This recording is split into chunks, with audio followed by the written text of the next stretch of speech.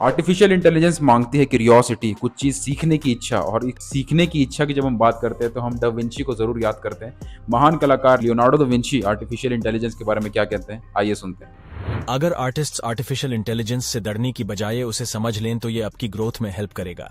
जैसे मुझे अपने टाइम पे क्यूरियोसिटी थी सीखने की, वैसे ही आज के आर्टिस्ट्स को एआई जैसी न्यू टेक्नोलॉजी को सीखने की क्यूरियोसिटी होनी चाहिए। इससे दूर ना भागें, ये फ्यूचर है, तो इसे समझने की कोशिश करें।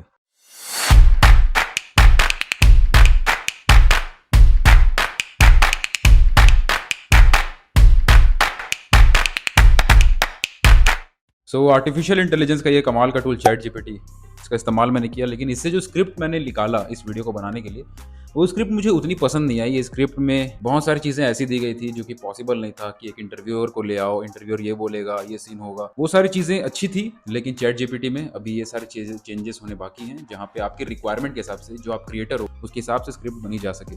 तो बहुत सारे चेंजेस करने के बाद, चैट जीपीटी से कुछ अंडरस्टैंडिंग लेने के बाद, मैं अगेन यहाँ पे वापस से इस पूरे स्क्रिप्ट को अगेन डिजाइन कर रहा हूँ। तो चैट जीपीटी ने यूजफुल काम किया, लेकिन बहुत सारे चेंजेस करने पड़े। सो एज एन आर्टिस्ट यहाँ पे क्रिएटिविटी की इन्वॉल्वमेंट है, यहाँ पे पर्सनल टच की जरूरत पड़ी। आगे एक और टूल मैं यहाँ पे इस्तेमाल करूंगा, वो टूल का नाम है ये। इस टूल का इस्तेमाल करके हम फिल्टर कर सकते हैं अपनी जो ऑडियो, यहाँ पे ऑडियो क्वालिटी रिकॉर्ड हो रही है, इसको हम थोड़ा और बेटर कर सकते हैं, उसके ऊपर काम कर सकते हैं। अगर कोई बैकग्राउंड में ज़्यादा नॉइज आ रही है तो उसका भी इस्तेमाल करके उस बैकग्राउंड नॉइज को थोड़ा क्लियर कर सकते हैं। तो यहाँ पे अगेन एक आर्टिफिशियल इंटेलिजेंस का टूल इस्तेमाल हो रहा है हमारी इस क्रिएशन को, इस वीडियो को बनाने के लिए।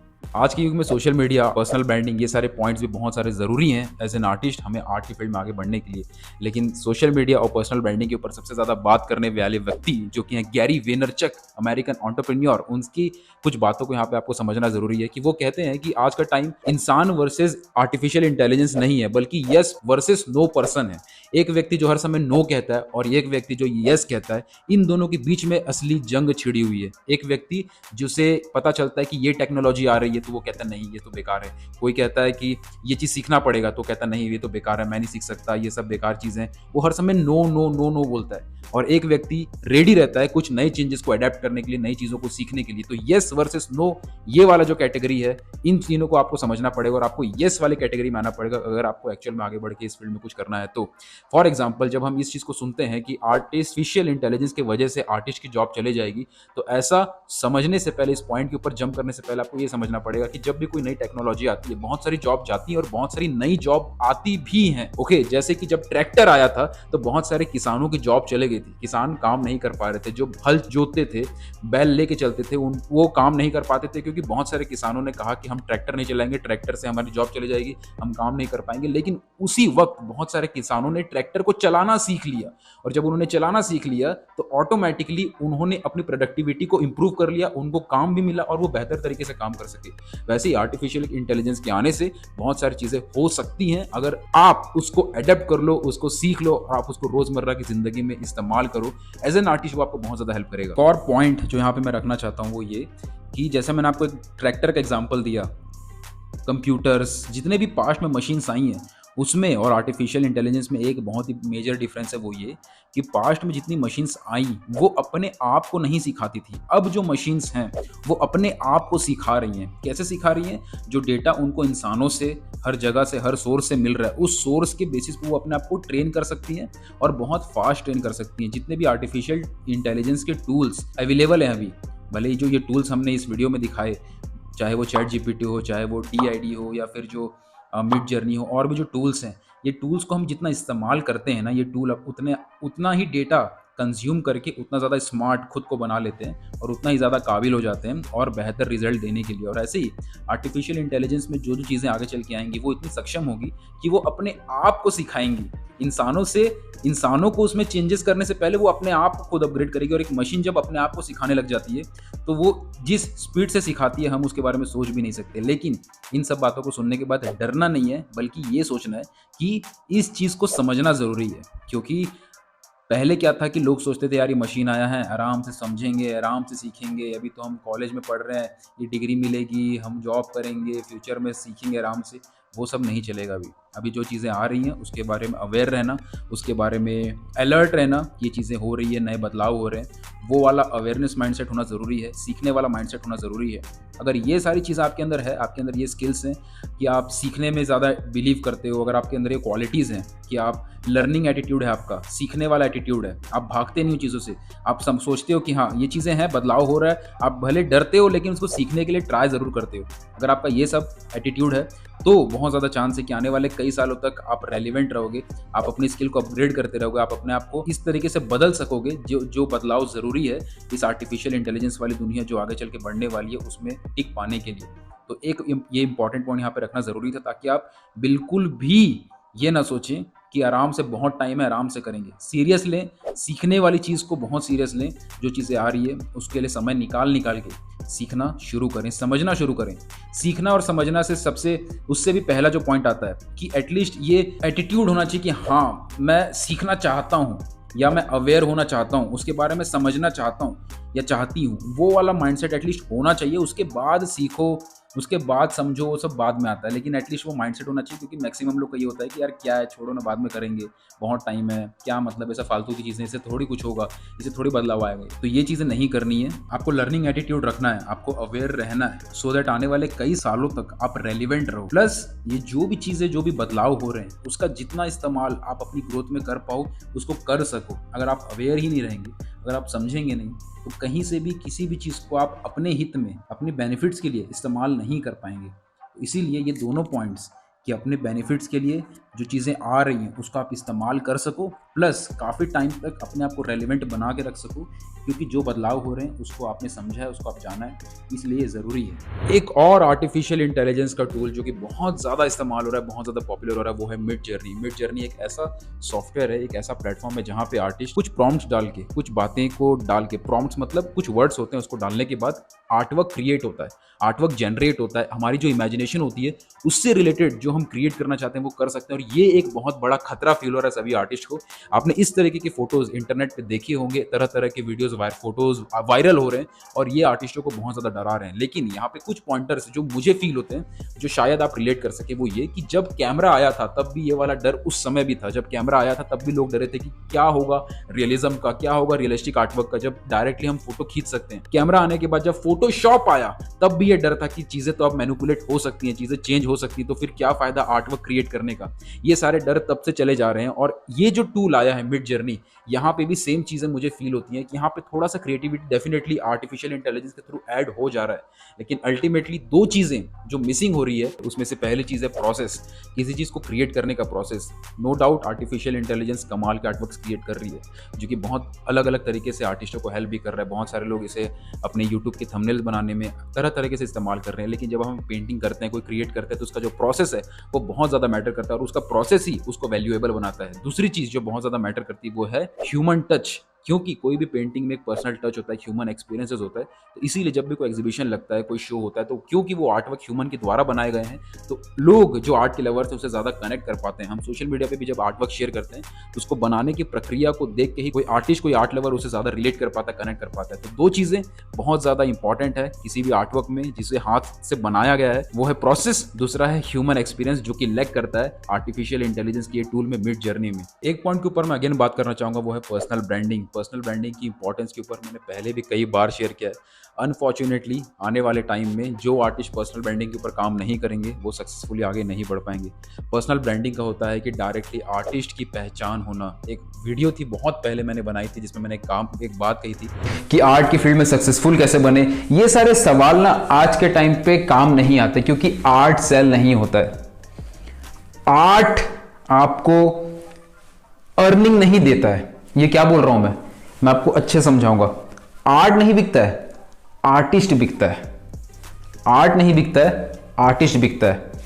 समझ गए? बात कही थी कि आर्ट नहीं बिकता है, आर्टिस्ट बिकता है। इस बात का कहने का मतलब यही था कि जब तक आर्ट में उस आर्टिस्ट की झलक नज़र नहीं आती, आर्टिस्ट की पर्सनैलिटी सामने में नहीं आती, तब तक उस आर्ट की उतनी वैल्यू नहीं होती है।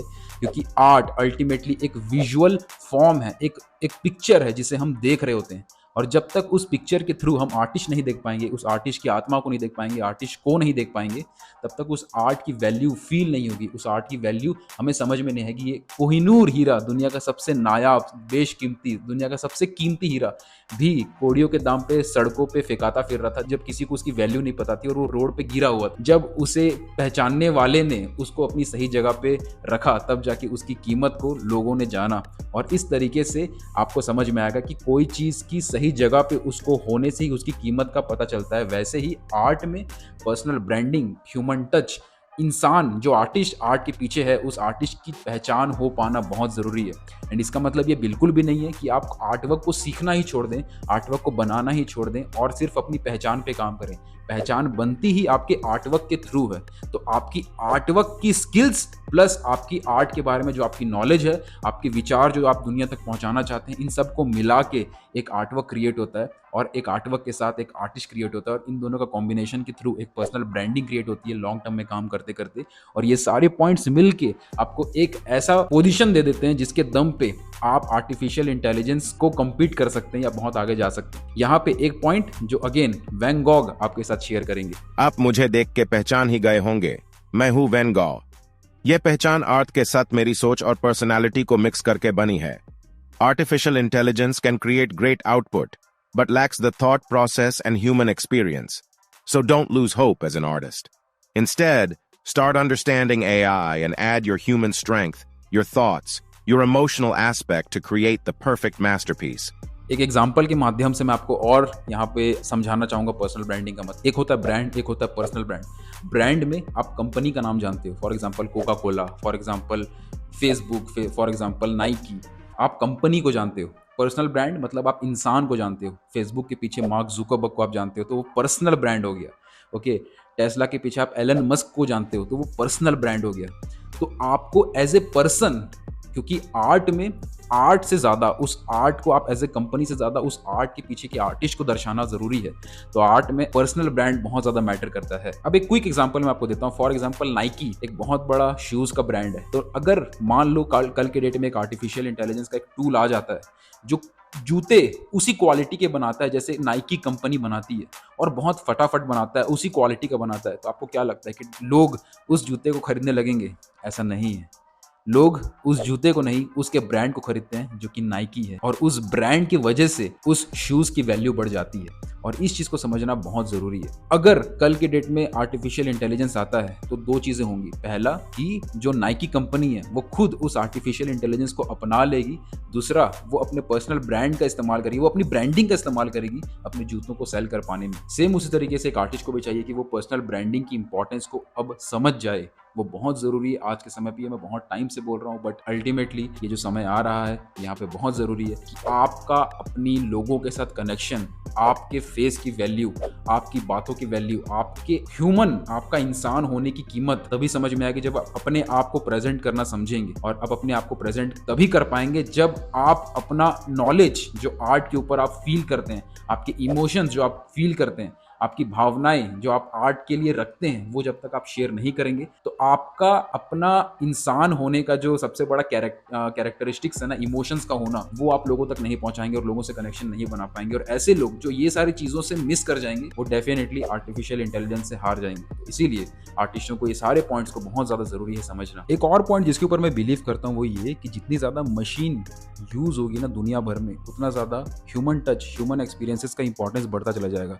जितने भी लोग आर्ट को सीखने में दिलचस्पी रखते हैं, आर्ट को इम्प्रूव करना चाहते हैं, वो अल्टीमेटली उसको सीख ही इसलिए रहे होते हैं, उसको परस्यू ही इसलिए कर रहे होते हैं, उस फील्ड में आ ही इसलिए रहते हैं कि उनको क्रिएट करने में मजा आता है, उनको कुछ बनाने में, उस प्रोसेस में मजा आ रहा होता है और यही प्रोसेस उनको एक्चुअल सेटिस्फैक्शन देता है। इसीलिए ये सेटिस्फैक्शन हमेशा बरकरार रहेगा बावजूद इसके कि कितनी भी आर्टिफिशियल इंटेलिजेंस की टेक्नोलॉजी आ जाए, क्योंकि टचअप, ये जो टच है, ह्यूमन टच, ह्यूमन फीलिंग्स का जो कनेक्शन है वो बना रहेगा, ऐसा मैं बिलीव करता हूँ। प्लस एक और चीज़ जो आर्ट की फील्ड में बहुत ज़्यादा ग्रो हो रही है, बड़ी बड़ी हो रही है वो है आर्ट को टीच करने की इंडस्ट्री, आर्ट को सिखाने का जो पूरा इंडस्ट्री है ना, क्योंकि ये एक ऐसी चीज़ है जहाँ पे पर्सनल टच का होना बहुत ज़रूरी है। अगर मैं आपको कोई चीज़ सिखा रहा हूँ और आपको उसमें सेटिस्फैक्शन मिल रहा है, आपको चीज़ें समझ में आ रही है, तो आप 100% ये चांसेस है कि आप मुझसे सीखोगे, ना कि एक रोबोट से। तो ये चीज़ें बहुत ज़रूरी है। आप मुझे एक बार बताना भी कमेंट सेक्शन में कि रोबोट अगर आपको सिखाए, आप क्या उससे सीखोगे और मुझसे नहीं? एक बार बताना फन के लिए। लेकिन समझो कि हर व्यक्ति को अपने आप को एक्सप्रेस करने की उसकी एक क्षमता होती है, उसका एक अंदाज होता है, उसका एक पर्सनैलिटी होती है अपने आप को शेयर करने का, एक्सप्रेस करने का, अपनी भावनाओं को व्यक्त करने का, अपनी चीज़ों को सिखाने का।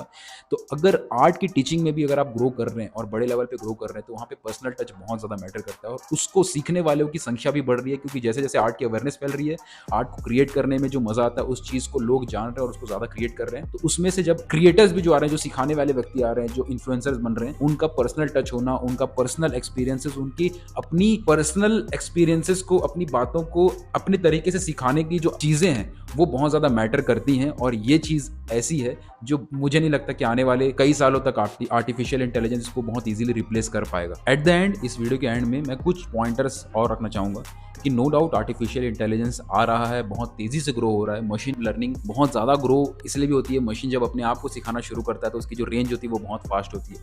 बहुत सारे आर्टिस्टों ने इसके ऊपर अलग अलग तरह की बातें बोली है। प्रोको का पॉडकास्ट मैंने सुना, एरन ब्लेस का मैंने बातें सुनी, तो बहुत सारी चीज़ें मुझे और भी समझ में आई कि किस तरीके से जो जितने भी लोग हैं जो आर्टिफिशियल इंटेलिजेंस के ऊपर काम कर रहे हैं, उनका एक गोल है यूटोपिया बनाना, एक ऐसा वर्ल्ड बनाना जो इमेजिनेशन में जो एग्जिस्ट नहीं करता। आर्टिस्ट को टारगेट करना इनका गोल नहीं था, लेकिन आर्टिस्ट टारगेट हो जा रहे हैं, क्योंकि जब इतना कुछ क्रिएट हो रहा है तो आर्टिस्ट भी उसका पार्ट है और वो इससे टारगेट हो रहे हैं।